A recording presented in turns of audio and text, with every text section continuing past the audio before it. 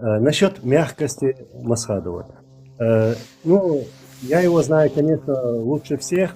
Он был такой, ну, как обычно бывает военные люди. Он, да, всю свою жизнь там был в советской армии там и так далее, потом оставил эту армию. Такой жесткий, любил порядок, дисциплину. Если человек сказал, дал слово, например, то он держал это слово и требовал у других, от других это. Ну, я помню все про него. Вот помню даже его в бою, помню. Мне это как-то все рассказывать неудобно, исходя из нашего менталитета, как бы так. Да, но надо все равно рассказывать, Анзор. Да, вот я пытаюсь вот так все рассказывать, потому что люди действительно мало знают про него. Конечно, я также, как и его, люблю наших других героев. Что я хотел сказать? Его мягкость заключалась в любви к своему народу, к своей истории. В то время было такое, что вот мы победили, мы остановили войну, вот на самом деле, смогли это сделать. И была такая ситуация, что неправильно сказанное слово, шаг, действие могло бы привести к внутричеченской войне. Вот чего он остерегался. Да, он видел несправедливость среди нашего окружения, там, вчерашних там, наших товарищей, братьев по оружию. Некоторые были заблудшие, некоторых обманули. На самом деле такая ситуация была. Вот, и все это делалось руками спецслужб России, которые вот пытались разжечь этот огонь, чтобы началась внутричеченская война.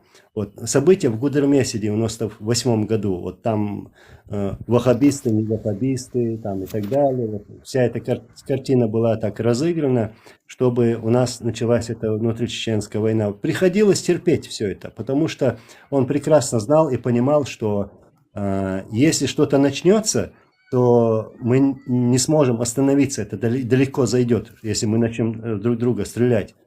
И вот, и прекрасно знал, что русские готовят войну.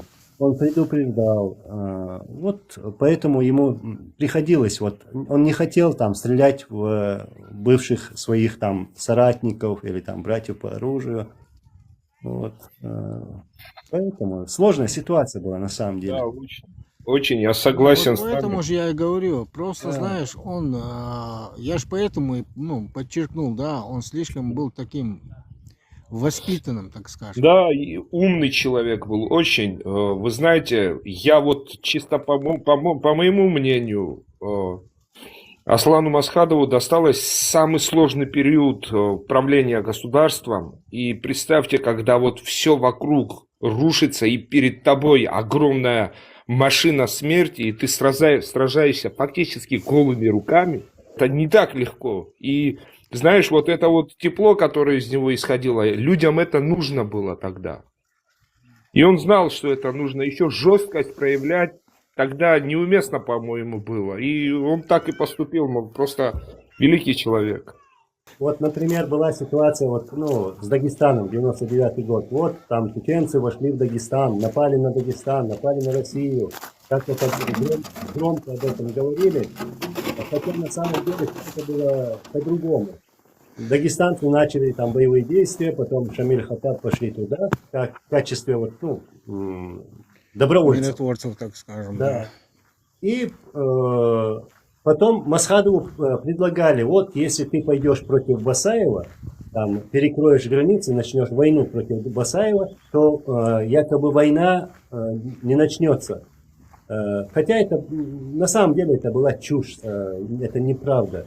Да? Если бы Масхадов пошел бы против Басаева тогда, в 99 году, то война началась бы по-любому. По-любому началась бы. И хотели уничтожения всех тех, кто хотел свободы. То есть тех, которые воевали во время Первой войны. Вторая война, это Вторая русско-чеченская война в 99 году, была местью за позор в Первой войне, за позорный проигрыш в Первой войне. Вот что это было на самом деле. Ну, это, знаешь, это уже давно было спланировано у них. Там Там, если мы даже все сидели бы в одном месте, да, все равно они бы пришли бы, они все делали для этого. Начнем даже вот взрывов домов. Да, дица. Не, я имею в виду, вот насчет даже взрывов домов возьмем, в России, это все к этому шло.